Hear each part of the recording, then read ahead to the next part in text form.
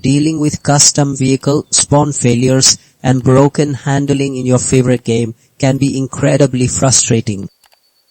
After spending days testing different fixes, I eventually identified several methods that actually work, and I'll walk you through them now.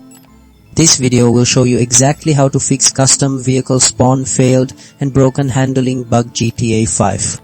First, checking your game file integrity is crucial because corrupted files directly stop vehicles from spawning or behaving correctly. The game needs all its parts working to load custom vehicles and their physics properly. Next, dealing with mod conflicts is key. Many custom vehicle problems come from different mods fighting each other or old mods not working with new game versions. Fixing these ensures your added vehicles play nice with the game. Then, updating your graphics drivers is important.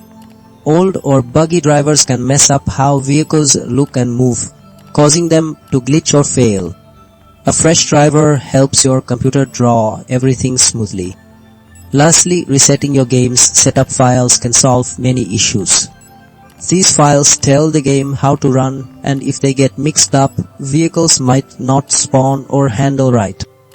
Resetting them makes the game start with clean, correct settings, often fixing the problem right away.